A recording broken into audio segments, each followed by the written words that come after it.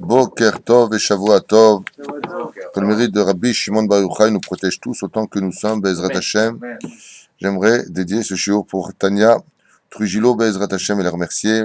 Mishpachat Atoun, une bonne refoua shlema, tout ce qui désire. Bezrat Hashem, Meir et Myriam Fitoussi pour une bonne refoua shlema pour leur enfant. Sans oublier, bien entendu, la refoua shlema de Josiane Bat Rachma et Yitzhak Ben Fredji, Aurélie Bat Aziza, Alona Brigitte, Myriam, bien entendu Bat Orly, et pour finir Thierry, Shalom, et Shimla, je pense que ça doit être le nom, je marqué ici en hébreu. Pour une bonne refoua shlema, on est dimanche Yud Chet. Pourquoi les Ashkenazim se marient le jour de l'Akba Omer? Parce qu'il y a marqué Ben Shmona Esrei la Choupa, on en avait parlé la dernière fois, Ben Shmona Esrei la Choupa ou Ben Isrim Lirdof. Et donc nous, les Sfaradim, nous nous marions à partir uniquement de demain, on se rasera à partir de demain matin, contrairement aux Ashkenazim qui peuvent déjà faire ce qu'ils ont à faire. Voilà. Deux mots sur Rabbi Shimon Bar Yochai, comme c'est marqué dans Masechet Yevamot, quand Rabbi Akiva a perdu, comme vous le savez, ses 24 000 élèves, les uns après les autres, il ne s'est pas découragé et est directement descendu vers le sud d'Israël, où il a là-bas formé 5 élèves, et parmi ces élèves, tous connus, hein, bien entendu, on parle de Rabbi Shimon Bar Yochai, sans exception, qui a été l'élève de Rabbi Akiva, son contemporain par la suite, et qui, Baruch Hashem, a marqué l'histoire de par sa magnificence, son feu, son Zohar HaKadosh. Et d'ailleurs, je tiens à vous dire que cela me fait un peu rire quand je vois toutes les figurines, les photos que l'on fait au nom de Rabbi Shimon Bar Yochai, parce que, je vous l'affirme, personne n'a jamais vu son visage. Pour la simple et bonne raison, c'est qu'il avait une telle aura sur le visage que Rabbi Shimon Bar Yochai était obligé de mettre, comme Moshe Rabbeinu, dont il était le Gilgoul, tout simplement un masvé, un espèce de rideau face à lui, ce qui fait que quand on se promenait par exemple en pleine nuit dans la forêt avec Rabbi Shimon Bar Yochai, il n'y avait pas besoin de soleil, il lui suffisait de retirer son masvé, son rideau, pour que toute la forêt s'éclaire comme si qu'il faisait absolument jour. Donc Rabbi Shimon Bar Yochai est marqué en allusion aussi dans les Tehillim, on le lit dans la Torah, Beshaviti Shivio, j'ai rapporté avec moi un otage des cieux à dire Moshe Rabbeinu, c'est la Neshama de Rabbi Shimon Bar Yochai, Shivio, Shin, Ken, Shimon Ben Yochai, Shevi, le Shivo, Shevi, pardon, excusez-moi, Shimon Ben Yochai, cette Neshama c'est extraordinaire, et la Gemara pose la question à propos de ce grand Tana Eloki, cette lumière hors du commun, le tombeau certainement le plus visité du monde, parce qu'on parle le jour de Saïloula, de plus de 300, 400 jusqu'à 500 000 juifs qui vont pèleriner sur sa tombe, c'est quelque chose d'incroyable. Du monde entier on fête la Iloula de ce grand Tana Eloki, Rabbi Shimon Bar Yochai, qui nous a interdit d'être triste ce jour-là, d'être sa mère, Méod, c'est pour ça qu'on fait ces grandes médourotes, que cette Magefa a enfin cessé, et donc que son mérite nous protège, car il vit dans nos lèvres, sur nos lèvres, tous les jours de notre vie, Rabbi Shimon Bar Yochai, que son mérite nous protège, il est hors du commun.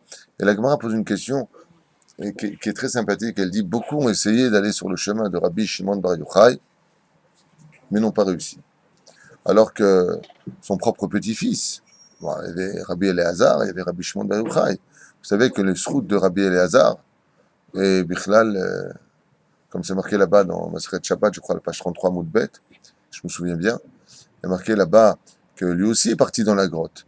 Alors vous savez que le srout de Rabbi Eliezer, le fils de Rabbi Shimon Bar Yochai, est plus grand que celui de Rabbi Shimon Bar Yochai. Et pourquoi? Parce que Rabbi Shimon Bar Yochai, lui, s'est enfui parce qu'on lui courait derrière. Mais Rabbi Eliezer, lui, il n'y avait personne qui lui courait derrière. Il n'était pas accusé d'avoir trahi la royauté de Rome. Mais il est parti de lui-même. Donc il y en a qui disent que la magnificence de ce grand Tana qui était Rabbi Eliezer, le fils de Rabbi Shimon Bar Yochai, est encore plus grand que celui de Rabbi Shimon Bar Yochai. À un point que Rabbi Shimon Bar Yochai nous dit comme ça, dans Masechet Sanhedrin, il y a marqué, si le monde ne tenait que sur un seul tzaddik, ce serait moi, il dit. C'est Léanava, vous inquiétez pas, le humble, c'est celui qui connaît sa place. Rabbi Shimon Bar Yochai nous dit, si le monde ne tenait que sur un seul tzaddik, il ne tiendrait sur moi. C'est pour ça que jamais on n'a vu un seul arc-en-ciel de l'existence de Rabbi Shimon Bar Yochai. Il disait, Rabbi Shimon Bar Yochai, à moi tout seul, je peux réparer les fautes de toute cette génération. Mais avec moi et mon fils, c'est-à-dire Rabbi Shimon Bar Yochai, je peux réparer les fautes depuis la création du monde jusqu'à aujourd'hui. Ce qui est comme curieux et choquant, c'est que Rabbi Nachman de Breslev a dit qu'il a dépassé le niveau de Rabbi Shimon Bar Yochai aussi. Ça, qui vivra verra, il n'y a que Dieu qui le sait, mais s'il l'a dit, c'est que c'est peut-être vrai aussi. Ani lo yodea. Divrei Elokim Chaim. Rabbi Shimon Bar Yochai Tana Eloki. Alors comme ça, une petite anecdote sur ce grand personnage qu'on a peut-être dit hier, je ne me rappelle même pas si j'en ai parlé hier ou pas, mais Rabbi Shimon Bar Yochai était un homme qui a étudié la Torah. Ah si, on en a parlé hier. Qui a étudié la Torah pendant 12 ans. Et bizarrement, quand il est ressorti de la grotte, ils ont vu comme ça, nous raconte la Gemara de Shabbat, des hommes qui étaient en train de labourer la terre. Et il y a une marloquette de savoir qui a brûlé qui. Est-ce que c'est Rabbi Shimon Bar Yochai qui les a brûlés ou est-ce que c'est Rabbi Eliezer? C'est pas tout à fait clair. Résultat des courses, quand ils ont vu des gens qui étaient en train de labourer la terre, de travailler, Rabbi Shimon Bar Yochai. Non, c'est avant Shabbat. Non, c'est pas pendant Shabbat, c'est un safek. Ils les ont condamnés. Ah, Kadosh Baruch Hu leur a dit, vous êtes trop midatadine, retournez à l'intérieur. Et comment vous pouvez perdre votre temps à travailler la terre? Alors ils sont sortis après un an, 12 mois de Guinam. Ils sont ressortis, ils ont vu un homme, deux hommes qui partaient avec des bouquets dans leurs mains, des myrtes, deux bouquets. Alors ils leur ont dit, oui, deux hommes de bouquets, où est-ce que vous allez? Ils disent, l'Ervot Shabbat Kodesh. Alors ils sont sortis et ont compris la valeur du peuple d'Israël. Rabbi Shimon Bar Yochai, ils étaient à un tel degré, que comme on l'a dit hier, il est marqué dans ma Sechet Ta'anit, le Davbet, Amoud Aleph Lemata. 3 clés n'ont pas été données dans les mains d'un homme. Aucun homme. Les clés de la Parnassa, non, ça c'est derrière, c'est la Ta'anit Bet, Amoud Bet en haut. Ah bah, les 3 clés, c'est la pluie, la résurrection des morts et la vie. C'est pas dans les mains de l'homme. Donner la vie, la résurrection des morts, et bien entendu faire tomber la pluie. Et derrière, la Gemara raconte et elle dit, Yesh Omrim, Af Maftach Parnassa, la clé de la Parnassa n'a pas été donnée dans les mains de l'homme. Rabbi Shimon Bar Yochai alav Shalom est le seul homme de l'histoire juive à avoir eu les 4 clés en possession. Il avait ce qu'il voulait, faisait ce qu'il voulait. Quand il a dit à ses élèves, pour celui qui veut sortir d'Aïshiva pour aller travailler, c'est pas la peine, va les remplis-toi d'or. Et il s'est rempli d'or devant des milliers de témoins oculaires. Quand il a dû faire les chemins pour que les Kohanim, après la mort par milliers des Romains sur les Juifs qui étaient enterrés sur place, car comme on l'avait déjà expliqué, quand on trouvait un Juif, il fallait l'enterrer là où on le trouvait, il a fait Triat Ametim. Il a relevé les morts pour qu'ils aillent se faire enterrer dans les cimetières afin que les Kohanim puissent passer sur toutes les routes sans se rendre impurs. Parce qu'un Kohen ne peut pas rentrer dans le cimetière. Hayot Triat Ametim, quand il a voulu que la sécheresse intervienne, il a arrêté les pluies. Quand il a voulu que la pluie retombe, il a fait retomber la pluie. Il n'y avait pas de limite. Rabbi Shimon Bar Yochai possédait ce que personne n'a pu posséder. Alors, il y a quelqu'un qui m'a dit hier, enfin bon, on sait que tous les Tanaïm qui sont dans la Gemara, eux aussi étaient capables de faire Triat Ametim. Alors, ça va pas. Je dis non, tous les grands de ce monde, comme Ilvan Abi Zacholetov, lui aussi, il a arrêté la pluie. Il a dit, puisque c'est comme ça, il ne tombera pas une seule goutte de pluie. Lui aussi. Mais on n'a jamais vu quelqu'un qui était capable d'avoir tout en même temps. C'est-à-dire que si Eliyahu Navi, comme il a fait revivre par exemple un enfant qui était mort, alors il a fait Triat Ametim lui aussi, il a arrêté la pluie. Non, il doit rendre la clé de la pluie pour avoir la clé de Triat Ametim. Une seule clé, pas les 4. Le seul qui avait les 4 clés dans son trousseau, c'est cet homme extraordinaire. On pose la question et on a dit mais comment c'est possible? Comment il a pu atteindre un tel niveau? Comme ça, elle pose la question à son petit-fils. Je crois que c'est Rabbi Yaakov, je ne me rappelle plus. Je crois que Rabbi Yaakov, le fils de Rabbi Eliezer. Il dit Pashut Meod, Rabbi aussi. Arbe Nissou. Beaucoup ont essayé, mais n'ont pas réussi. Ah. Il dit parce que ce que lui a souffert pour étudier la Torah, personne ne l'a souffert. Alors qu'il étudiait la Torah dans la terre, il était dévoré par les vers. Il n'en tenait même pas compte. Il s'en est rendu compte que 13 ans plus tard, en prenant son bain, chez Rabbi Pinchas Ben Yair, son beau-père ou son gendre, ça dépend de la Gemara, comme on veut la comprendre, une mahloquette, là-bas, il s'est rendu compte qu'il avait été dévoré jusque dans l'os, par les vers. On va dire quoi, on doit mourir pour étudier la Torah? Non. Mais Rabbi Shimon Bar Yochai a étudié la Torah dans un tel amour que tous les soucis de ce monde étaient inexistants face à la connaissance de la Torah. Et c'est ça qui l'a propulsé dans le monde de la perfection, dans le monde de ce nom qui a pris plus de 2000 ans après sa mort, brille plus haut que n'importe quel nom frais de n'importe quel tzaddik dans cette génération. On peut prendre n'importe quel tzaddik. Rabbi Shimon Bar Yochai est respecté et connu de tous. Kulam Yodaim, hein? Tous les courants, il n'y a pas chacun. Tu prends n'importe quel courant juif, tout le monde se reconnaît à travers Rabbi Shimon Bar Yochai. Même les Lubavitch qui sont très lignées précises, quand on parle de Rabbi Shimon Bar Yochai, Kulam Modim. Les Lubavitch sont justement vraiment très axés sur Rabbi Shimon Bar Yochai. On dit que le Pshat, en fin de compte, le Baal Shem Tov a été la continuité de Rabbi Shimon Bar Yochai. Et les Breslev disent pareil, et les Rav Kook disent pareil, et toutes les tendances, sans exception, se relient à Rabbi Shimon Bar Yochai. Les Tunisiens, plaisantent ou quoi? Rien que l'Akba Omer, ça tombe toujours Ayom, Shlosha ou Shloshim Yom l'Omer Shem, Arba Shavuot, Ve Hamisha Yamim. Pourquoi tu connais un Tunisien qui ne fait pas Rabbi Shimon Bar Yochai? Ça n'existe pas. Tout le monde fait Rabbi Shimon. Les Algériens, les Marocains, tout le monde est attaché à ce grand personnage qui est Rabbi Shimon Bar Yochai. Et comme le dit d'ailleurs la Kabbale, quand viendra le Melech HaMashiach, il viendra à sa droite avec Rabbi Shimon Bar Yochai. Ouais. Tu veux que ce soit à sa gauche, je mets à sa gauche. Non, mais ça fait une raison. Et pourquoi ça serait Rabbi Shimon Bar Yochai et pas Rabbi Akiva? Il n'est pas cité dans la Triat Amitim avec Mashiach, il viendra certainement. C'est Hachem lui-même qui a accueilli Rabbi Shimon Bar Yochai quand il est parti. D'accord. Maintenant, il faut savoir que la mort de Rabbi Shimon Bar Yochai, Emet Lamito, est un safek. Est-ce que c'est vraiment aujourd'hui qu'il est mort? C'est pas confirmé. C'est pas fermé, cette histoire. Alors, quoi qu'il advienne, c'est comme ça qu'on considère Bezrat Hashem, son attachement au judaïsme. Et la seule chose qui me reste à vous dire pour Rabbi Shimon Bar Yochai, pour commencer quand même notre shiur, on a les halachot à faire, on a le Sefer Amidot et vos questions. Dire à voix haute simplement que son mérite nous protège et vous protège tous. Pour ceux qui nous écoutent, Bezrat Hashem, rappelez-vous que vous êtes des descendants d'une Torah de perfection et que tout celui qui veut Bezrat Hashem se donner à l'étude de la Torah aura le mérite d'être au-dessus de la nature, comme on a dit à propos du Etz Serak, cet arbre stérile, comme m'a envoyé Meir, Shem Shvachayou Fitoussi. Il m'a dit, j'ai lu dans Meam Loez un autre pérouche à propos de la paracha de la semaine. Pourquoi est-ce qu'on dit que le Etz Hasadeh est un et Pirio? Il m'a envoyé par SMS, que Dieu le bénisse. Je connaissais cette explication, mais il me l'a simplement rappelé. Et je l'ai remercié parce que c'est pas bien d'oublier son étude. Que quand tu planteras l'arbre, il donnera directement ses fruits. On n'attendra pas 3 ans ni 10 ans avant que les arbres commencent à donner leurs fruits. Mais Rabbi Shimon Bar Yochai vient nous enseigner quelque chose de grandiose. Celui qui imberukota et telechou venuzotav tishmeru vasitem otam, celui qui fera Torah Mizot dans ce monde de tout son cœur, vraiment, be'emet, système otam, ochot emet, be'emet, tu le fais de tout ton cœur, tu seras comme Rabbi Shimon Bar Yochai, au-dessus de la nature. Et toi aussi, tu posséderas Bezrat Hashem, les 4 clés dans tes mains, à faire la pluie et le beau temps. Comme bon te semblera, comme le tzaddik Gozer et Hachem et Kayem. La il y a marqué ici, Et Serak. Rashi Akadosh, il dit des arbres stériles.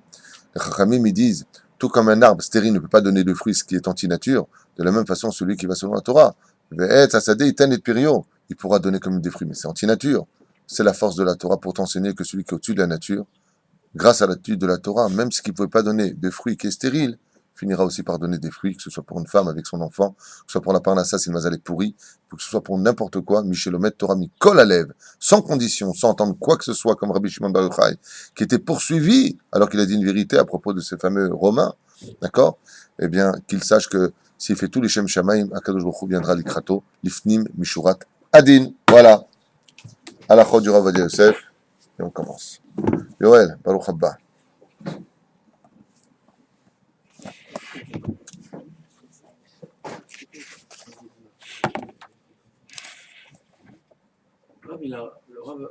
Rabbi Shimon Bar Yochai, il a un rapport avec Esav, c'est la descendance, tout ça? Ou alors lui, ça n'a jamais été... Rabbi Shimon Bar Yochai avec Esav? Non, il avait dit que les grands tzadikim, ils venaient de la Touma. Je voulais juste savoir s'il y avait un rapport, si Rabbi Shimon Bar Yochai, il avait dans ses ancêtres des gens qui n'étaient pas bien et ça a donné Rabbi Shimon Bar Yochai. Non, c'est avec Rabbi Meir Balanes, son contemporain, qui vient de Néron, qui était empereur de Rome, qui était son grand-père ou arrière-grand-père ou Birklal son père. La tradition n'est pas claire dans ce domaine, on n'a pas de réponse finale. De ce que je me souviens, Aval Rabbi Shimon Bar Yochai vient d'une lignée pure. Machani Oder. Nitilat Yadayim, nous, Bema Achalim. Rabbi Shimon. C'est vrai que Rabbi Shimon Bar Yochai a été unique dans sa génération. Il faut reconnaître que le Rav Ovadia Yosef est unique dans sa génération, car au niveau de la halakha, il est le seul à avoir parcouru les 4 compartiments de la halakha, les avoir mamash totalement et explicitement expliqués. Negia b'ma'achalim. יש להיזהר לכתחילה שלא ייגע בידיו בשום מאכל או במשקה קודם לנטילת ידיים של שחרית. Il faudra faire très attention de ne jamais toucher quoi que ce soit comme aliment tant que tu n'as pas fait Netilat Yadayim du matin. Chez Loïtmam, Benegiato, de peur de les rendre impurs de par ta negia, car tu as dormi la nuit, tu les touches, tu l'as rendu impur. Mishum Ruach Ra'a Shura Ala Yadayim, à cause de l'esprit mauvais qui se trouve sur les mains, l'impureté. Benegiato I Shura Ala Machalim. Et donc, ça part de tes mains sur les Machalim. Donc, quand tu manges ça, tu peux devenir un peu fou. Ça peut, tu fais rentrer de la touma en toi. Par exemple, il a touché une pomme. Tu prends cette pomme, tu la manges. La touma qui est sur la pomme rentre à l'intérieur de toi. C'est problématique. Mais il y a des halachot, ne vous inquiétez pas. C'est pour ça qu'il faudra faire attention et bien assister à la famille. De dire, tu touches à rien tant que tu n'as pas fait Netilat Yadayim. C'est baria.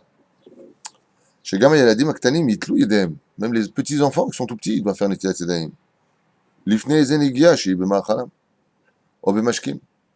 Donc ça évite, derrière Hagav, je vous le dis maintenant entre nous, ça n'a rien à voir avec la halakha. Avant, j'ai lu dans d'autres livres que ça évite les maladies. Plus tu te nettoies les mains, avec Netilat Yadayim, c'est un code, 1, 2, 3, 4, 5, 6, et mieux c'est. Miskin, les gens qui le matin se lèvent, prennent le pain et le mettent dans le lait, sans faire un petit latte, ils mangent. טוב, מותר לקנות לחם ממאפייה של יהודים אפילו אם הפועלים אינם מוחזקים בכשרות, שיתלו את ידיהם שחרית כדת. וכן מותר לקנות צורכי מאכל מבעוד חנות חילוני. אבל de l'autre côté, tu peux acheter du pain, même si tu sais que les ouvriers n'ont pas fait Netilat Yadayim et qu'ils ont touché la pâte. Moutar, tu as le droit, malgré tout, d'acheter ce pain, et même si ça vient de Chilonim. Tu es certain que Bichala, ils n'ont pas fait Netilat Yadayim. Chez Mistama et non Notel Yadav. On sait qu'il ne fera pas Netilat Yadayim. Ve'en lachouch bidi avad. Les Megaatam ba'ochalim bli netila. Il n'y aura pas lieu de tenir compte, malgré tout, de ce qu'on vient de dire. Zelotov, mieux vaut acheter chez quelqu'un qui a des rachamaïm, c'est barour. Mais si tu l'as fait, la nourriture n'est pas interdite pour autant. Machalim sheoda beverour. Shenaou vahem netilat yadayim shacharit, kegon shenaasa, kan bemikre betor beto. Et si par exemple, il a un contrôle, et il sait parfaitement que la nourriture qui va être touchée a été touchée de façon certaine, sans que les enfants ou la femme ou peu importe qui n'ait pas fait Netilat Yadayim, im em devarim yeveshim, si on parle de choses qui sont secs, comme une pomme, on a cité tout à l'heure la pomme, kegon perot, yirakot, des fruits ou des légumes, ou tout autre exemple, avant de les consommer, puisque ce sont des choses qui peuvent passer sous l'eau, il est bon de les passer sous l'eau. Mais de quelle façon? Regardez ce qu'il dit. On fait une étilat aux fruits. On lève le... C'est incroyable. Shalosh pa'amim. Non, on ne fait pas 1, 2, 3, 4, 5, 6. On fait 1, 2, 3. Shalosh, pourquoi? Parce qu'il y a un klal qui dit Shalosh pa'amim nichshav ke chazaka. Quand il y a 3 fois une chose, c'est une chazaka. Donc, on prend le fruit. Si le fruit a été touché, par exemple, le légume, par quelqu'un qui n'a pas fait Netilat Yadayim, il le passera 3 fois sous l'eau pour retirer cette toum'a présente. Ve'az iyu mutarim lechol hadeot. Et dans ce cas-là, selon toutes les opinions, dit le Rav Ovadia Yosef, il sera permis de consommer ces fruits ou ces légumes. Mais si c'est du pain, tu le mets sous l'eau 3 fois de suite, et après, tu en fais des boulettes. C'est la seule façon de le manger après. Aval ma'achalim. Des boulettes, pas le pain, hein, on se sert du pain mouillé pour faire des boulettes tunisiennes. C'est ça que je voulais dire. Aval ma'achalim aussi pour les fois de ta maman, on n'a pas de nouvelles, ça va? Yofi. Achlama meira be'ezrat Hashem. Comment il s'appelle? Mazal bat Aziza. מזל בת עזיזה בעזרת השם. אבל מאכלים רכים שאי אפשר לשטפם מבלי שיחדרו במים אל תוכו, כגון לחם, comme le pain, וכן משקים שנגובעים קודם נטילת ידיים, ou des boissons qui ont été touchées par quelqu'un qui n'a pas fait נטילת ידיים, מן הדין יש להתירם בדיעבד. Attention, מן הדין, on peut les permettre, אבל בדיעבד, לא לכתחילה. לכתחילה אסור. Si tu sais que le pain a été touché par quelqu'un qui n'a pas fait נטילת ידיים, בדיעבד. A posteriori, ça veut dire en deuxième degré, pas au premier degré, on ne permet pas. La plus forte raison, si c'est des enfants de moins de 13 ans ou une fille de moins de 12 ans qui n'est pas encore arrivée à l'âge d'obligation des mitzvot, si c'est un enfant, c'est plus léger. Mais comme, cependant, une personne vigilante et intelligente, si elle décide de ne pas manger tout ce qui a été touché par des gens qui ne font pas Netilat Yadayim, le Rav Ovadia dit Tavo alav beracha. Baya. Shen efsed meroube badavar. Bien entendu, s'il n'y a pas de grande perte. Maga shel goy. Qu'est-ce que tu fais dans ce cas-là pour un goy, s'il a touché? Un achouch klal. Ou moutar le'echol v'ishtot tochalim v'mashkim elalou beli shum pikpuk. Pourquoi? Parce que le goy qui fait souper netilat yadayim, il reste goy, ou lo mishtane. La touma qui est en lui, elle reste la même. Ou lo chol yot taor. Donc c'est lo mishane. V'chen ze moutar. Pourquoi? Parce que comme vous le savez, la touma, c'est pas la même. Le juif, de son vivant et de sa mort, il rend impur. Pourquoi? Parce que la gdoucha qui est en lui est si grande, que là il y a de la gdoucha, il y a automatiquement de la touma. Le goy, quand il part de ce monde, c'est comme un keresh. Même un kohen, il peut s'asseoir, il peut passer dans un cimetière de goy. On l'a expliqué la dernière fois. Pourquoi? Parce qu'il ne rend pas tamé. La touma du goy, elle est particulièrement grave dans la relation sexuelle. Avoir une relation avec un non-juif, c'est extrêmement grave. Ça descend la neshama du juif au 5e palier. Il n'y a pas une plus grande assimilation au monde que ça. C'est pire que la nourriture, pire que tout. Aval, du prinat naga, le gars t'a servi par exemple, a pris une pomme, netilat yadayim, s'il fait 1000 fois netilat yadayim, zelo yazorlo. Ça l'aidera pas. Donc, mechen moutar. On finit avec la dernière halakha du Rav Ovadia. C'est quand même intéressant. Yesh lachmir lechatrila shelo leachnis ochalim umashkim levet hakiseh. Il a lieu de faire attention de ne jamais rentrer de la nourriture dans les toilettes. Et pourquoi? On a expliqué pourquoi. Parce que dans les toilettes, il y a yesh roi ra'a. Il y a de la toum'a, de beaucoup d'impureté dans les toilettes. Alors si tu la rentres là-bas, on a dit netilat, tu ne peux pas toucher à cause de l'impureté. Là-bas, c'est impur. Azma tamachnis shama ochel. Qu'est-ce que tu vas rentrer dans la nourriture là-bas? Afilu em tsura vechatumim bekufsat zgura. Même si tu vas dire maintenant c'est fermé, c'est une boîte fermée comme une boîte de conserve. Aval bedi avad. Afilu em tsururim vechatumim bekufsat zgurot. Même si c'est fermé, il dit c'est assourd. Aval bedi avad. A posteriori, yesh la atiram afilu en baem efsed merube. Même s'il n'y a pas de grande perte, bedi avad, si ça a été mis dans les toilettes, tu ne savais pas où les mettre, tu pourras quand même les consommer. Regarde, je finis la halakha. V'im yesh lo bekis bigdo ochalim. Et si maintenant il rentre dans les toilettes et qu'il a dans sa poche de la nourriture, donc il va rentrer aux toilettes. S'il n'a pas la possibilité d'éviter de les rentrer, il n'a pas où les mettre. Moutar les canesses, pas M, les betakissé. Regardez jusqu'où ça va. Le mec il a maintenant un Kinder, un truc vraiment cachère. Non, faites attention. Il a comment ça s'appelle, un gâteau enveloppé, peu importe. Hein? Dans tout ce qui fait attention à tout ce qui est Kinder et tout ce qui est Nutella et tout ça, si c'est Chalav Nochri, assour. Pour les Sfaradim, on ne mange pas. Pour les Ashkenazim, ils mangent. C'est pour ça que dans les Zubedin, vous pourrez les trouver. Aval Afka, on a parlé de ça récemment avec Meir, Afka Chalav, selon le Rav Yitkut Yosef, le Rav Adia Yosef, qui ramène là-bas, Moutar. Celui qui veut laquelle. Mais faites attention aux émulsifiants. Les émulsifiants, c'est les codes E625, c'est souvent à base d'ailes ou de graisse animale. Sachez-le. Moutar les kanes bahem le betakissé. Ochlim she'enam mechufim, kegon perot v'chayotze bazeh, sheuchnesu betakissé, im efshar nachon lerochtzam shalosh pamim. Et s'il a rentré des caisses de fruits, par exemple, dans les toilettes, il ne savait pas où les mettre, s'il veut manger ces fruits-là, pareil, il les rincera 3 fois de suite, avant de les consommer. Ve'im efshar lerochtzam mutarim bediavad. Et s'il n'a pas, alors il les essuie simplement, et il pourra les consommer a posteriori. Ve'tov lachmir b'mitat chassidut shelo leochlam. Et celui qui peut éviter de les manger, tavo alav berocha. Chazak ou baruch. Pardon? Les 3 fois. C'est quand il s'agit de pitsou pour un short nogea. Quel rapport? Pitsou, shor nogea, mazé kachou. Les 3 fois, une chose 3 fois. Non, 3 fois, kavana chazaka, on l'a dit tout à l'heure. Chazaka, mais c'est pris d'un cas où on doit payer les pitsou, généralement. Non, ça 3 fois, ça veut dire que si 3 fois, toi, ce que tu veux dire par là, c'est qu'on parle du shor mouar, tu fais allusion à Baba Kama.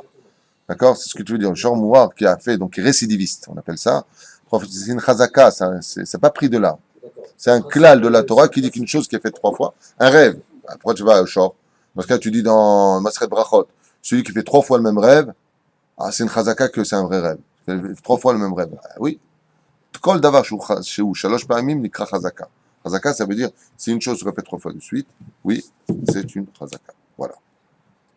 Dans les khatira, il faudrait même l'achmir de ne pas les manger chez les gens qu'on sait qu'ils font même mal. Oui, c'est pas de problème. Oui, mais donc, comme on a un peuple de vie, et que grâce à Dieu, on ne fera pas comme certains dits orthodoxes, chassidiques de je sais pas d'où, la Beth Shemesh, qui veulent monter un mur entre eux et le monde religieux ou chiloni, traditionnaliste. Voilà, en mettant, on fait des murs entre nous. hein, chas v'shalom. Après, on s'étonne pourquoi ça va pas dans le pays, alors que tout le but, c'est justement de faire un seul peuple. Hein. Comme quoi que vraiment, il y a des gens, il faudrait peut-être... on dit le Mashiach, il vient pour le monde religieux. Quand on entend ça, Baruch Haba. C'est une catastrophe. Au contraire. Au contraire. Un tzaddik, comme dit Rabbi Nachman de Breslev, c'est celui qui vit parmi son peuple, pas celui qui se sépare de son peuple. Ils doivent se séparer, qu'ils aillent vivre sur une île là-bas, à faire des murs. Même à Berlin, ils ont enlevé les murs. Ils veulent monter un mur entre le monde Triloni et le monde de Shemishmor Virahem. Alors c'est vrai qu'il faut faire attention à l'influence. Il faut que ce soit fait dans l'amour du prochain et non pas dans la haine du prochain. Shem Virahem Alenu, tout ce qu'on entend. Tout ce qu'on voit et tout ce qu'on entend. Ah là là là là, la Géoula est proche. Pourquoi? Il y a marqué on sera dans le Chosher. On vivra dans le Chosher là, d'abord. Il n'y a pas un plus grand Chosher qu'un peuple divisé. Rabbi Nachman de Breslev, nous sommes dans le Sefer Amidot, le Sha'ar de la Emouna. Et il dit ici, Yesh devarim she'em mivi'im, hezek gadol ha'olam v'adavar kashe, lama nivreru. Teda shebevadai yesh ba'em tzad echad etova. Il y a des choses qui dans ce monde sont pour nous et à nos yeux telles qu'on le comprend destructeurs. Mais il te dit ici, Rabbi Nachman de Breslev, bevadai shesh ba'em tzad echad letova. Même dans tout ce que tu pourrais voir catastrophique, le mec il a perdu des gens qu'il aimait. Quel bien il y a là-dedans. Ouais, Psader, il était en face de son Gan Eden, c'est le moment où il devait partir. En attendant, ça fait mal. Il te dit, Nachon, aval, sache que dans tout Ezek, toute chose nuisible qui vient dans ce monde, il y aura un tzad, il y aura un côté que tu ne connais pas encore, que seul le temps te donnera comme réponse, qui est on ne peut plus bien, donc ne perds pas ta émouna. La émouna est symbolique de patience. Quand on a de la patience, c'est qu'on montre qu'on a de la émouna. J'attends. Même si j'attends le Mashiach de toute mon âme, j'attends vraiment, et qu'il tarde, je l'attends. Donc, mashma, que d'attendre, c'est d'avoir la émouna. Celui qui subit des épreuves difficiles dans ce monde, qu'il sache que dans ces épreuves difficiles, il y a un côté extrêmement positif. D'abord, apprendre à se connaître face à l'épreuve, vraiment dans sa émouna. C'est-à-dire que, ouais, faut croire en Dieu, ouais, Dieu est bon, ouais, le bon Dieu, ouais. Le mec, on lui annonce une catastrophe dans sa vie, ouais, t'es où Dieu? Bah, attends, juste avant, t'as dit qu'il est bon, alors que tu fais de ta vie? Hein?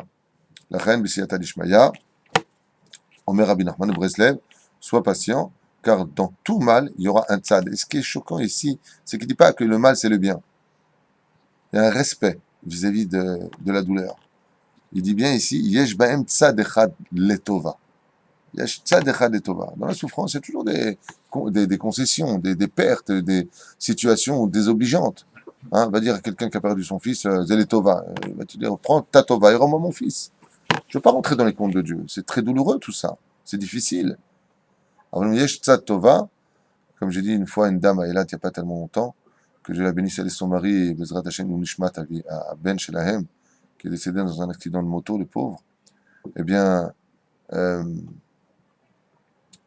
lui dis, si votre fils pouvait venir maintenant de là où il est, du Gan Eden où il est, vous direz, maman, renvoie-moi tout de suite. Là où je suis très très bien. Si vraiment tu m'aimes, laisse-moi. Il y a des tzadatov, on ne sait pas ce qui se passe.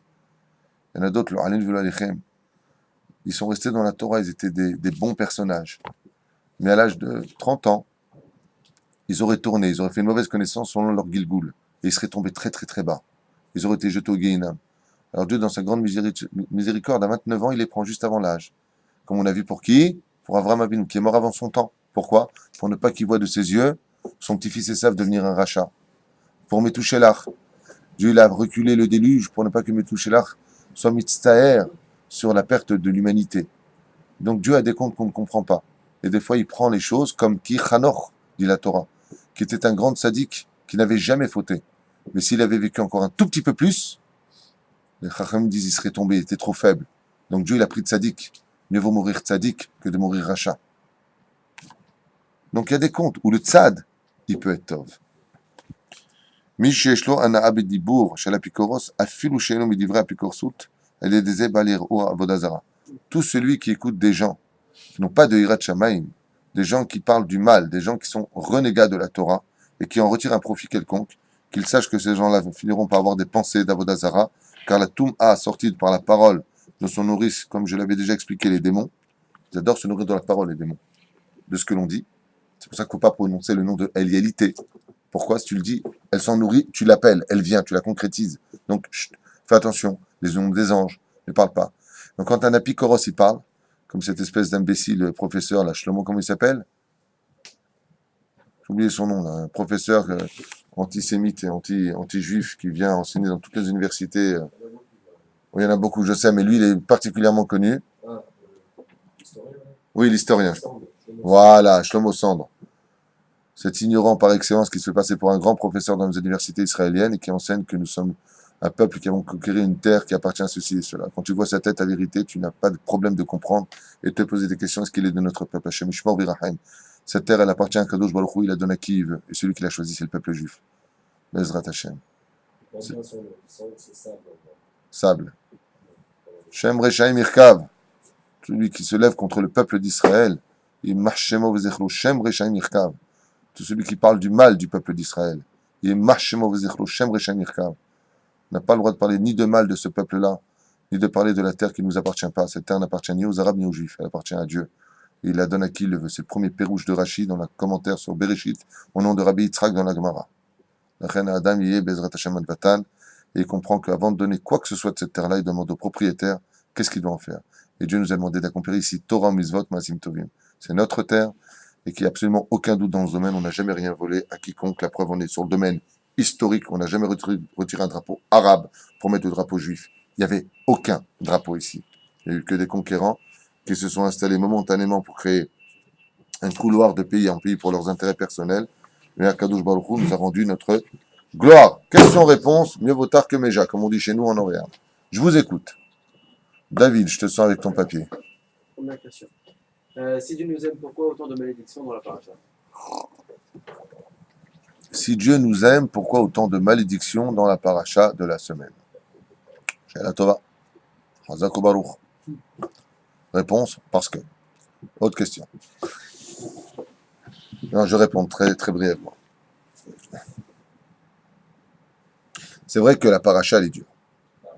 Hein, vous l'avez lu, hein, on parle de la kadacha, de perdre la vue, de voir nos enfants pris en captivité, se prostituer devant les nations du monde. Tout ce que tu sèmeras sera pris par eux, tu mangeras la chair de tes enfants. Et ça est arrivé, tout ça est arrivé pendant le premier et le deuxième temple, comme on en avait fait allusion. Mais c'est vrai que si Dieu nous aime et que la Torah est absolument bon, puisque la Torah est marquée, qu'il est kach tov natati lachem torati atazovu. Je vous donne une Torah qui est le tov.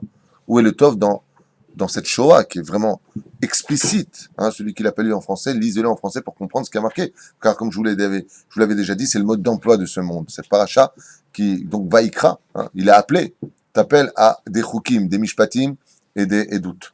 Alors, qu'on se comprenne bien. Un jour, je donnais un machal et ma'adavardome, une métaphore, à quoi ça ressemble. Un jour, un homme est venu avec un Rottweiler qu'il tenait en laisse. Il est parti voir son ami, qu'il aimait énormément. La première chose qu'il a dit à son ami, c'est qu'il était content de le voir, combien il l'aimait et combien il était proche de lui. Mais lui, attention, juste un instant, t'approches pas de mon Rottweiler, pourquoi? C'est un chien qui est dangereux. Tant que tu me parles, t'es à distance, il n'y a pas de problème. Si tu commences à le caresser, il risque de te mordre. C'est-à-dire, qu'est-ce que fait l'ami? Il parle avec lui, 2 secondes après, il s'approche du Rottweiler, il commence à lui caresser, il commence à lui donner des petits coups dans la tête. Le Rottweiler s'est jeté sur sa main, il lui a brisé la main en mille. Qui est le responsable? Le chien, le propriétaire ou le copain? Le copain, on l'a prévenu. Le copain, c'est pas que Dieu nous maudit dans cette paracha, c'est pas que Dieu nous fait du mal. C'est qu'il te dit, t'approches pas du Rottweiler. Quand tu fais une avéra, tu crées un Rottweiler qui s'appelle un Shindalet. Tu crées un ange maléfique. Cet ange-là, comme c'est marqué dans le Zohar, ils ont des têtes de chien. Il a le droit de te mordre, il a le droit de te faire du mal après dans ton mazal, dans ta vie privée. Tu fais du mal, tu l'as créé. C'est pas Dieu qui vient t'amener sur Rottweiler pour te mordre, c'est toi qui vas le chercher avec la vérote. Les mains d'avoir domé, à quoi ça ressemble? Un jour, un enfant voulait absolument mettre ses 2 clous dans la prise. La mère, elle lui a dit, arrête, sinon tu vas finir par te brûler. L'enfant s'est retourné vers sa mère et lui a dit, pourquoi tu me maudis? Il dit, mais je te maudis pas, mon fils. Je suis en train de te prévenir des conséquences de ton acte. Si tu mets 2 clous dans la prise, tu vas t'électrocuter, ça va te brûler. Tu comprends ou pas? Et le fils, il pose la question, il dit, mais pourquoi t'es mauvaise, maman? Je suis pas mauvaise, je te préviens. Je vous pose une question. Si vous allez dans une direction, et que quelqu'un qui dit qu'il vous aime, vous laisse y aller alors qu'il sait parfaitement, lui, que dans cette direction-là, il y a des gangsters qui vous attendent. Est-ce que c'est un ami ou un ennemi? C'est un ennemi. Si cette personne qui vous aime, vous voyez dans une direction où il y a des brigands qui vous attendent, il vient vous prévenir de ne pas y aller parce que votre vie est en danger. C'est un ami ou un ennemi? C'est un ami. La paracha, c'est l'histoire d'un ami qui vient nous prévenir que dans ces sentiers-là, il y a des chaudédim, il y a des gangsters qui nous attendent. Si on y va, on risquerait de se faire très très mal. C'est un ami ou un ennemi. Donc il n'y a aucune malédiction. Il y a juste un côté positif où Dieu nous met en garde face à des couloirs dans lesquels si on s'engageait, l'issue serait fatale. La deuxième chose, c'est que, Bisiata Ishmaïa, il y a plusieurs façons de comprendre la Torah, car la Torah se divise en 600 000 explications par 70 chemins différents. Chez Nehemar, Shivaim Panim la Torah, comme c'est marqué dans le livre Torah de Kohanim. Là-bas, on nous dit que la Torah peut se comprendre de plusieurs facettes, et que dans chacune de ces facettes, il existe 600 000 explications. C'est normal, car la Torah a été donnée par le divin qui est infini, et donc la Torah est infinie. Quand viendra le Melech HaMashiach, on étudiera la même Torah, seulement on la comprendra de façon différente. Alors, comment est-ce qu'on pourrait traduire ces malédictions dans ces 30 versets de cette paracha de la semaine? Les Chachamim, comme par exemple le Sefer Imrechen, donnent des explications qui sont complètement positives. Comment? Prenons l'exemple de la malédiction la plus grave de cette paracha, en tout cas à mon goût. Vous finirez par manger la viande de vos enfants, la chair de vos enfants. Ça s'est passé à l'époque du premier temple, où les mères ont dévoré la chair de leurs propres enfants. C'est ce qu'on lit dans le livre de Echa. Le jour de Tcha B'Av, on lit le livre de Echa, et là-bas on lit toutes les catastrophes qui y eurent lieu.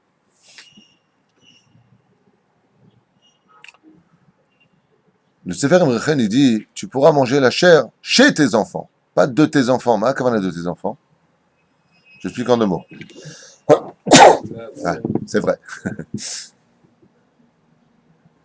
Il y a aujourd'hui des familles religieuses. Alors, lui est religieux, Lubavitch, et lui est religieux, Rav Ovadia. Lui est religieux, le frère Rav Rubin, et l'autre, il est religieux, le Rav Mordechai Eliyahu. Et chacun a de sa viande. Alors, il y a qui a du Atara, l'autre, il a du Rav Intel, Rav Agé, Rav Yoli, il y a tous les Rav. C'est l'air. Ah non, mais c'est quelle viande que tu rentres? Rubin, Chaz Vesham, je mange pas, moi. Atara, pas touché. Rav Marfoud, celui qui mange Rav Marfoud, kilo, alech le Geinam. On n'entend que des bêtises dans ce domaine. Kol Wahad, chacun vient rendre la viande de l'autre impure. Il y a marqué que si vous n'allez pas selon la Torah, vous ne mangerez pas la viande de vos enfants. À Kavana, que les parents n'iront pas manger chez les enfants. Et les enfants n'iront pas manger chez les parents. Les frères ne mangeront pas les uns chez les autres. Tu ne mangeras pas la viande de ton fils. À Kavana, pas sa viande à lui, sa chair du corps. Et là, la cacheroute qui est chez lui. Et ça, il n'y a pas une plus grande malédiction au monde que des charidim qui sont dans la Torah.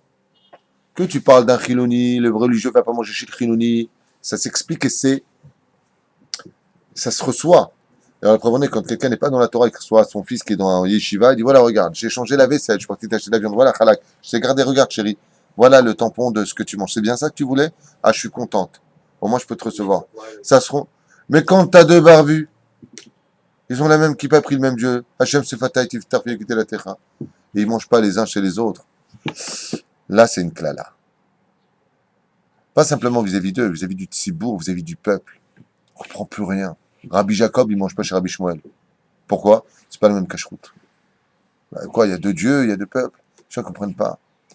Alors Dieu nous met en garde. Si vous n'allez pas selon mes préceptes et mes mitzvot dans la joie de vivre votre Torah, il y aura du balagan même dans le monde de la Torah. Et c'est ce qu'on vit aujourd'hui. Une obscurité absolue dans la cacheroute. On ne comprend plus rien. La reine, on voit ici que vous mangerez la chair de vos enfants. Ça peut se traduire comme étant Davka, la bénédiction du shalom dans la famille. Au Baruch Hashem, on est capable de s'asseoir l'un à côté de l'autre et de manger la même viande, en l'honneur d'Akadosh Baruch Hu, bien entendu, Chalak Bet Yosef. Et si c'est pas, alors, Marfoud et que c'est Atara, ben, mange. C'est pas grave. C'est Chalak Bet Yosef. C'est pour ça que les gens doivent plus faire attention à ce qu'ils sortent de leur bouche que ce qui rentre dans leur bouche, comme on a l'habitude de le dire. Question. Quel est le minag à l'Akba Omer? C'est quand on a vraiment le droit de se raser, de se couper les cheveux? J'ai entendu dire le 33e jour, j'ai entendu le 34e jour. C'est quoi vraiment la question que tu poses est quand est-ce qu'exactement qu'on pourra se raser, quand est-ce qu'on pourra aller chez le coiffeur? Il y a une réponse très simple à te donner, celle des Ashkenazim et des Sfaradim. Les Ashkenazim, noagim, l'Akba Omer, c'est-à-dire aujourd'hui déjà ils peuvent aller chez le coiffeur. Nous les Sfaradim, c'est pour ça qu'ils peuvent faire des mariages. Nous les Sfaradim, on ne se marie que le Lad Baomer, soit le lendemain, le Lag Baomer, pour pas dire le jour aujourd'hui. Donc le lendemain de Lag Baomer, soit demain matin, tu pourras aller te raser. Bezrat Hashem. Oui, tu pourras aller te raser. Pour la musique, c'est ça? Suite à ce que vous avez dit. Attends, juste un instant, il finit sa question et je reviens à toi, Yoël. Mais pour rester dans le même sujet, excuse-moi. Alors, il y a des gens quand même qui ne se rasent pas, qui ne vont pas chez le coiffeur. Ils font tous ces minagim jusqu'à Shavuot. Pourquoi tant de différence? C'est-à-dire, est-ce qu'on fait ça pour l'épidémie qui a touché les élèves de Rabbi Akiva? Est-ce qu'on fait ça pour la Halot Patora mi-Pesach à Shavuot? Il y a trop de raisons, trop de choses. C'est un peu trop flou. La question qui te dérange, c'est pourquoi dans ce cas-là, il y en a qui vont jusqu'à la veille de Shavuot en ne touchant pas à leur barbe ni leurs cheveux. C'est un commandement du Hari Akadosh. Car effectivement, si on ne se rase pas la barbe et on ne se touche pas les cheveux, ça part du démarrage de la perte de Rabbi Akiva. On est bien d'accord? La perte des élèves de Rabbi Akiva qui sont morts. On porte le deuil. Minagé Avelout, ça s'appelle. Okay. Minagé. Oui, mais les Minagim, pourquoi est-ce qu'ils ont eu lieu? Parce que la Gemara nous dit dans Yevamot qu'ils n'avaient plus de minhag de kavod l'un pour l'autre. Lo hayu noagim kavod zelazé. On est bien d'accord? Qu'est-ce que ça voulait dire? Les Chachamim nous disent qu'ils ne se partageaient plus leur Torah, leur secret, leur étude. L'histoire du puzzle de j'ai une partie en moi de la Torah et toi aussi, ensemble, Chavruta, on va concrétiser la vérité, faire sortir le monde du Yémet. Ils ne se les partageaient plus. Donc, comme j'explique dans les secrets des 24 000 élèves de Rabbi Akiva, ce n'est pas simplement la mort des élèves de Rabbi Akiva que nous commémorons, mais la mort de la Torah orale qui a dû être prescrite par livre grâce à Rabbi Yehuda Nassi. Donc, on quitte maintenant le corps physique des 24 000 élèves pour entrer dans un corps spirituel. Et le Hari Akadosh, il dit non, de Pessah jusqu'à Shavuot. Pourquoi? Parce que malgré tout, ça a été un échec. C'est le plan de Rabbi Akiva d'avoir voulu maintenir une Torah orale par le dernier espoir des 24 000 élèves sur lesquels toute la Torah orale reposait, n'a pas été partagé. Donc ils sont morts, il n'y avait plus de raison pour eux d'exister. Et donc la Torah orale, elle est morte. Prenons l'exemple de Rabbi Shimon Bar Yochai, Chas v'Shalom, que la Torah soit morte. Mais pour comprendre ce que je veux dire. Rabbi Shimon Bar Yochai, quand il est rentré dans la grotte, il y avait de la Gemara, il y avait de la Mishnah, il n'y avait rien de tout ça, parce que c'est Rabbi Yehuda Nassi qui l'a compilé, bien beaucoup plus tard. Oui. Et la Mishnah Ravasi Ravami, beaucoup plus tard. Ils sont rentrés avec quel livre? Aucun livre. Tout ce que vous voyez ici autour de moi, ces milliers de livres qui existent. Quand il s'est enterré jusqu'au cou, Rabbi Shimon Bar Yochai, il enseignait toutes les Gemarot Baal Peh dans une profondeur encore inconnue pour nous. Par cœur. C'est cette Torah-là qui est morte. Avant, les pères et les fils étaient capables de s'asseoir et le père enseignait toutes les Mishnayot. Mais Matai, Koran, Shimon Bar Arvit, toutes les Mishnayot, par cœur. C'était évident. Et les fils les apprenaient au bout de quelques jours. C'était en eux. Parce qu'on était encore très pur, très élevé. Après, on est tombé dans la matière. On est devenu tellement aveugle que ce qui importait pour nous, c'est plus le numéro de notre compte bancaire que les numéros de chaque page de la Gemara. On est tombé très très bas. À un tel point aujourd'hui, dans notre génération, que d'avoir quelqu'un qui connaît le Talmud, qui est assis toute la journée en train d'étudier, on appelle ça un parasite. Mais que les grands professeurs universitaires en mathématiques, on appelle ça des géants, des grands de l'esprit, des grands universitaires. Alors qu'à l'époque, on appelait un savant uniquement celui qui connaissait la Torah. Uniquement celui qui connaissait la Torah était appelé un savant. C'est tout. On appelait un docteur uniquement celui qui était dans la Torah. Un homme grand en Torah. On est tombé. Donc on continue ce deuil selon Rabbi Yitzhak Luria jusqu'à Shavuot, puisque on parle de la Torah pour laquelle nous sommes sortis d'Égypte pour la recevoir le jour de Shavuot, renouvelée. Donc continue encore ce minag de ne pas toucher pour arriver là-bas. Il y a une autre explication qui dit que on doit faire une espèce de nésiroute personnalisée, c'est-à-dire qu'on doit se sanctifier pour être prêt à recevoir le 50e jour la Torah. Donc on se conduit à partir de l'Ad Baomer, un peu comme des Nézirim. On ne touche pas les poils, qui sont les canaux de la compréhension par le biais du chesed de l'étude de la Torah. C'est pour ça que quand un homme n'arrive pas à comprendre la Torah, vous le verrez toujours, c'est le symbole, il se caresse la barbe. Il se caresse la barbe, c'est-à-dire qu'il vient vers les canaux de la connaissance. C'est pour ça que même dans le monde des goïms, les savants avaient des barbes. Parce que la barbe représente la sagesse. Et quand ils ont des barbes sans Torah, la sagesse. Léo, question. Yoël. Vous parliez dans l'avant-dernière question de. Oula, tu m'as l'air très concentré là, ça fait peur. Oui, parce que j'essaie de formuler ma question du manque de hardout. Oui, le manque de hardout, d'unité dans le peuple. D'unité dans le peuple.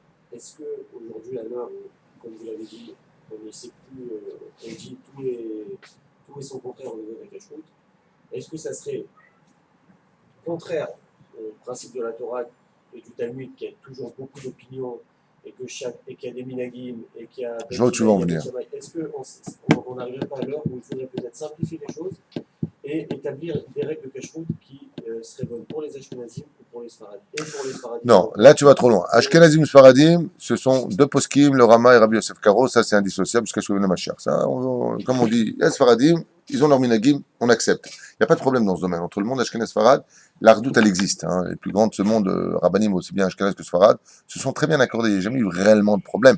Juste aujourd'hui, au retour d'Israël sur un peuple après 2000 ans d'assimilation, où chacun vivait avec ses Streimel en Russie et les autres avec leur djellaba en Tunisie, c'est évident qu'il y a un petit peu de conflit parce qu'on a des cultures totalement différentes. C'est pas le problème Ashkenazim Sfaradim qui nous dérange. Aujourd'hui, combien même tu as raison, sur le domaine hystérico-politique, aujourd'hui c'est une catastrophe. T'es Sfarad, le cas d'Israël, quand tu étais Sfarad, c'était une poubelle, on te mettrait dans des tôles loin, et quand tu étais Ashkenaz, c'était directement des immeubles. On le sait, on va pas se cacher les yeux. Nachon, parce qu'on était considérés, nous, les Sfaradim ici, comme des Arabes. Vous les appelez comme ça, des Arabes. Vous êtes des Arabes, vous parlez leur langage, vous habillez comme eux, on aurait, tant soit peu la même vulgarité. En tout cas, au Kamamdina, on n'était pas vus comme des gens élégants. Hein. Même si on sait que ma chère Bezrat Hashem viendra du monde de la tribu d'Yehuda. Quoi qu'il advienne, est-ce que ce ne serait pas plus simple de simplifier? Voilà, le personnage est là, Rabbi, le Rav Ovadia Yosef, hein, il est là, et lui, il a simplifié tout ça en disant justement, je propose un étendard, une seule halakha pour tout le monde Sfarad, et petit à petit, tout le monde y vient. Bizarrement, tout le monde vient sous l'étendard de ce grand personnage unique en son genre, considéré comme étant un Tana dans notre époque, donc un cadeau de Dieu hors du commun, le Rav Ovadia Yosef, qui a écrit et donné des réponses absolument claires, précises, sur tous les domaines de la halakha, et qui, Baruch Hashem, aujourd'hui nous a sauvés, justement, pour aller dans cette direction-là, une Torah pour un seul peuple, une Torah unie et une halakha pour tout le monde. Ouais. Donc on y arrivera. Maintenant, je vais aller plus loin que toi. Est-ce que ce serait pas mieux, ou qu'est-ce qui serait le mieux? Un peuple uni qui s'aime tous les uns les autres? Un peuple qui arrête de se critiquer et de regarder que le mal chez l'un et l'autre? Ou un peuple qui vit complètement dans les mitzvot et la Torah et qui se détestent tous les uns les autres? L'histoire nous a répondu à cela. La perte du temple a été une réponse à tout ça. La perte du temple nous a montré qu'on était tous religieux plus ou moins, mais qu'on se détestait la sinatrinam. Il n'y a pas marqué parce qu'on allait abandonner la Torah réellement parlant, mais parce qu'on avait de la sinatrinam les uns avec les autres. Alors c'est vrai, on ne faisait pas la bracha avec kavana, aval, les chachamim nous ont dit que quand le peuple est uni, afilu midatadin ne peut rien faire contre nous. Afilu midatadin ne peut rien faire contre nous. Mais si on est tous religieux et qu'on se déteste tous les uns les autres, alors n'importe quel coup de vent pourra nous faire tomber. Alors le mieux, c'est d'être tous dans la Torah et de tous s'aimer. Autre question? Oui. Il reste 3 minutes. Vous avez parlé du Rav Ovadia Yosef. Rav Ovadia Yosef, on dit que c'était le Gdol Hador, vraiment. Aujourd'hui qu'il est parti, juste avant peut-être même le Rav Lubavitch, mais est-ce qu'aujourd'hui, est-ce qu'on peut considérer un Rav au-dessus justement de tout le monde? Chacun a sa cour, chacun. Est-ce qu'il y a quelqu'un aujourd'hui dans tout le monde juif, hein, quelqu'un qui sort du lot? Est-ce que, Je ne comprends pas la question. Non. On dit que La question c'est quoi? La question. Est-ce qu'il y en a un qui le remplace? C'est ça que tu es en train de dire?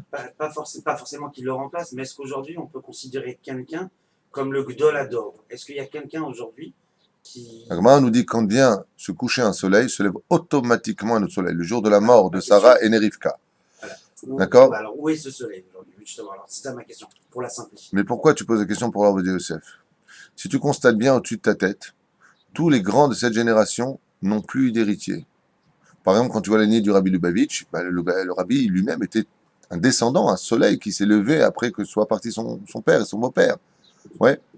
Mais lui, il est parti, il y a qui? Plus personne n'est rentré dans le bureau du rabbi. Le Rav Mordechai Eliyahu est parti. Il y a une lignée. Plus personne n'a pris sa place. Le Rav Kadouri est parti. Il n'y a plus personne pour prendre sa place. J'ai pas fini. Le Rav Shach est parti. Il n'y a personne dans son bureau. Le Rav Shimon Cohen est parti. Il n'y a personne dans son bureau. Si on regarde bien, et la liste est longue, hein, on ne va pas tous les faire, mais tous les grands qui sont partis de ce monde n'ont pas eu de remplaçant. Pourquoi? Parce que quand vient l'irremplaçable, alors les remplaçables s'effacent. Si aujourd'hui tous ces grands de la Torah n'ont pas été remplacés, contrairement à toutes les générations précédentes, c'est parce que Mashiach est là. Et que Mashiach viendra réunir tout le monde. Donc qui est le remplaçant du Rav Shach? Le Mashiach. Qui est le remplaçant du Rabbi Lubavitch? Le Mashiach. Qui est le remplaçant du Rav Yosef? Le Mashiach. Tous vont se réunir sous cette même couronne. Baruch Hashem. Donc aujourd'hui, jusqu'à qu'il arrive, on est un petit peu errant. Donc la preuve la plus flagrante que nous ayons, hormis toutes les preuves qui existent, c'est que comme tous ces grands de la Torah n'ont pas de remplaçant, Mashma qui est venu l'irremplaçable, le Melech à Mashiach. Et peu importe soit le Rabbi ou autre chose, on s'en fiche. Quelqu'un d'autre, c'est pas important. Qui il est, c'est pas important. Ce qui compte, c'est qu'il vienne nous éclairer nos yeux dans le monde de la Torah, nous répondre à tous ces techos de la Gemara où on n'a pas de réponse finale parce que les marloquettes sont restées dans le vide. On n'a pas de réponse finale. Et surtout que le peuple d'Israël puisse enfin étudier la Torah dans l'opulence et la joie de servir et de connaître son Créateur, qui est le but principal de la venue du Mashiach, sanctifier son nom Beth Amikdash, réunification des tribus sur la terre d'Israël et vivre une joie si intense comme vous pourrez le constater parce que c'est très proche, très très très proche grâce à Dieu, une joie tellement intense que si chaque juif était un 1%, pas dit 2, hein, un seul pourcent conscient, plus exactement, de la joie qu'on aura quand le Melech HaMashiach viendra, on ne cesserait de le demander jour comme nuit jusqu'à ce que l'on est comme un enfant qui veut absolument son bonbon. On n'est pas conscient. On court après des choses pour croire que le bonheur se trouve dans le travail, dans la villa avec sa piscine, sa voiture qui est dehors, bien garée sur le parking, alors que tout ça ne sont que des signes d'ombre d'une joie absolue qu'on n'a pas encore captée. La joie de l'étude de la Torah, de connaître son Créateur, on n'en est pas conscient. Voilà, on vient à un cours, c'était bien, super, on sort. Et on soupire dehors et on repense déjà aux factures et qu'est-ce qu'on va faire de lendemain. Et voilà, on est loin. Rabbi Shimon Leroy était dévoré par les vers, lui. Pendant qu'il étudiait la Torah. On disait, t'as un ver qui te dévore. C'est là, excusez. Je posais la question une fois à mon Rav. Bon, c'est un niveau. Mais c'est pas un extraterrestre, il est né sur Terre d'un père et d'une mère comme nous, donc on peut y arriver. J'ai posé une fois à mon Rav. Je lui ai dit, Kvodara, vous avez déjà pleuré pour un souci important? Il m'a dit, oh là là, si tu savais. Je dis, qu'est-ce que vous avez eu? J'ai beaucoup d'épreuves, mon Rav. Il m'a dit une fois, j'ai pas compris un marcha. J'en ai pleuré pendant 2 jours. Le Rav Arié. Je pleurais. Je n'arrivais pas à comprendre ce qu'il voulait. Je vous fais la suite. J'ai entendu d'un Rav qui m'a raconté qu'il a étudié avec mon Rav à la Yeshiva de Porat Yosef, le Rav Gabriel. Il avait 16 ans. Et il a senti une main à 4 heures du matin le réveiller. Quand il s'est retourné, il a vu un homme en blanc à côté de lui. Tout blanc. Il lui a dit comme ça, ce que j'ai voulu expliquer, tu ne le comprends pas parce que je ne viens pas expliquer Rachid, je viens expliquer les balais Tosafot. C'est pour ça que ça n'allait pas. Il a disparu devant lui. Avant qu'il disparaisse, je lui ai dit, vous êtes qui? Il lui a dit, je suis le marchand. Celui qui pleure pour la Torah, mon Rav. Celui qui pleure pour la Torah, il a des dévoilements des cieux. Et nous, pourquoi on pleure? Parce qu'on n'a pas eu ce qu'on voulait, parce que le truc m'a fait comme ça, parce qu'il m'a un peu poussé, parce que tu as vu comment il m'a répondu. Ce qu'on est blide. Ce qu'on est blide. Oui, enfin bon, quand même, tu comprendrais. Relou, number 1. Au lieu de pleurer, Baruch Hashem de joie, parce qu'on est revenu sur notre terre, parce que Baruch Hashem on a la Torah, parce que ça fait 2000 ans qu'on attend et qu'aujourd'hui on voit des signes. Ve'aya kitavo à la arrête, au lieu d'être sa mère, Baruch Hashem, d'être en bonne santé, au lieu d'être sa mère, Baruch Hashem, parce qu'on voit, on parle, on mange, on écoute, on marche, on danse. Hein. Ma femme m'a demandé ce Shabbat, que Dieu la bénisse. Ça va, toi, tu vas bien? Je lui ai dit, mais comment tu veux que j'aille mal? Shabbat, Kodesh, on est en Israël. Il fait beau. On va pour aller enseigner la Torah, une communauté extraordinaire. On a bien mangé, on a bien bu, on a même roté. Comment tu veux que j'aille mal? Comment on peut aller mal? Alors, c'est sûr qu'on a des soucis. Pourquoi que j'ai pas de soucis? Bien sûr qu'on a des soucis. On en a même tous à des niveaux différents. il y a tellement de soleil à côté de cette obscurité que c'est à toi de décider. Et comme j'ai l'habitude de le dire, je finirai avec ça pour aujourd'hui. N'oubliez jamais cette phrase. Les problèmes de ce monde ne prendront la dimension que de ce que vous voulez leur donner. Vous voulez voir le problème comme ça, il sera comme ça. Vous voulez le voir comme ça. D'ailleurs, on le voit quand il y a une épreuve. Quand la personne, ça va pas, machin, truc chouette, il apprend quelque chose de plus grave, ou alors quelque chose de magnifique, et puis comme ça, c'est le cadet de mes soucis. D'un coup, ce qui existait avant est devenu le cadet de ses soucis. Vous voyez bien qu'en réalité, la réalité de ce monde n'existe que par rapport à la proportion qu'on veut lui donner. Le mec, il dit, j'ai pas de travail, je m'ennuie. Ça va pas, je m'ennuie. Tu manques de quelque chose. T'as eu un jour où t'as pas mangé. T'as un problème de santé. T'as perdu tes gosses. T'as... Chas shalom. Demandez à ceux qui l'ont perdu. Ils vont te dire, prends-moi tout et rends-moi mon gosse. C'est-à-dire qu'on se rend pas compte du bonheur qu'on a. Et on est tout le temps en train de voir le noir. Quand j'aurai bouché ce trou-là, ça ira mieux dans ma vie. Les Chachamim nous ont dit, il n'y a pas un plus grand mensonge au monde que ça. Parce que quand tu vas commencer à travailler, c'est ce que tu vas dire, j'en peux plus. Alors décide. Non. Le Gaon de Vilna disait aussi, comme la Chassidoute l'enseigne d'ailleurs, quand tu es capable d'être heureux pour le peu que tu allonges ce bonheur dans le reste. Quand un homme n'est pas marié, il dit ouais, mais attends, je suis pas marié, donc pas de mazal, pas de vie, machin. Quand il est marié, qu'est-ce que j'ai fait de me marier? J'avais su. Et j'ai de pleurer. C'est comme l'autre, tu m'as dit, quand je serai là-bas, j'y arriverai. Je dis, ah, toi, tu veux déplacer le problème. Sois le problème là où tu es. Comme ça, là où tu iras, tu seras déjà guéri. Si on est heureux de ce que l'on a maintenant, on aura des raisons de donner à Akadosh Baruch Hu l'occasion de donner encore plus de bonheur. Mais quand on a du bonheur et qu'on est capable de voir que la plainte, de se plaindre constamment, même le bonheur qu'on a, Dieu nous le reprend, puisque de toute façon, le seuil que je t'ai donné, il ne sert à rien. Alors, c'est pas la peine de l'avoir. Et c'est pour ça que dans les couples, ça ne va pas. Parce qu'on est constamment en train de regarder ce qui manque à ce bonheur qu'on a déjà, qu'on refuse de voir. Et c'est dommage. C'est pour ça que malheureusement, on n'arrive pas à se retrouver les uns les autres. L'homme avec sa femme, l'homme avec ses enfants, l'homme avec la société, l'homme avec lui-même. On n'arrive pas à s'y retrouver. Pourquoi? Parce qu'on n'est pas conscient de ce que l'on a. Il ne faut pas faire partie des gens qui ne savent se rendre compte de leur bonheur que quand ils l'ont perdu. La reine, soyez toujours saméach, et vous verrez que vous aurez encore plus de raisons, comme dirait Rabbi Nachman de Breslev, celui qui fait même semblant d'être heureux finira par avoir de bonnes raisons de l'être. Parce que franchement parlant, il n'y a pas besoin de faire semblant d'être heureux. On a tout ce qu'il faut. Mais on voudrait plus. On voudrait la sécurité, plus d'argent, d'acheter une maison. Hein? Combien de fois j'ai entendu cette histoire? Non. Quand j'aurai ma maison, ma voiture, alors vraiment, et ma société, et ça marche? Non, t'as ta voiture. Une voiture, une maison plus grande. On a perdu le sens de la valeur absolue des choses, on voit que la valeur relative. Ouais, exactement, la valeur relative, elle est là. Mais c'est exactement ça. Mais on pense que c'est quand on arrivera là où on a décidé d'aller que le bonheur arrivera. C'est faux. C'est faux. Moshe Rabbeinu, 40 ans dans le désert avec les enfants d'Israël, c'était un homme heureux. C'est pas un homme malheureux, Moshe Rabbeinu. Sinon, Dieu ne lui aurait pas donné la Torah. La Torah ne s'installe pas chez quelqu'un. La Shrina parlait dans sa gorge. Dieu ne s'installe pas chez les mecs qui ont une tronche de Tchabéav. Donc, il était saméach. Donc, le bonheur n'existe que où? Que là où on est, tel que l'on est, là où on vit, pour le moment où l'on vit. Par exemple, si une personne se trouve en Sibérie, Chazvé Shalom, et que Dieu veut qu'il soit là-bas, je ne sais pas pourquoi, que là-bas il essaie de faire grandir le nom d'Hachem, s'il est heureux là-bas, Dieu fera en sorte qu'il arrive en Eretz Israël. S'il ne perd pas espoir. Et c'est comme ça dans la vie. Si on voit le positif de sa femme, si on voit le positif de ses enfants, si on voit le positif de sa vie, si on dit Baruch Hashem, regarde où j'étais, regarde où je suis aujourd'hui. Qu'on dit, comme une fois, je finirai avec cette petite histoire d'un mec qui est venu me voir il y a très longtemps, qui m'a dit, ouais, Rav, vous savez quoi, ça va pas dans ma vie. T'écoutes, Yoel? Le mec, il me dit, ça va pas dans ma vie. Je lui dis, qu'est-ce qu'il me dit? Je mets pas Rabbeinu Tam.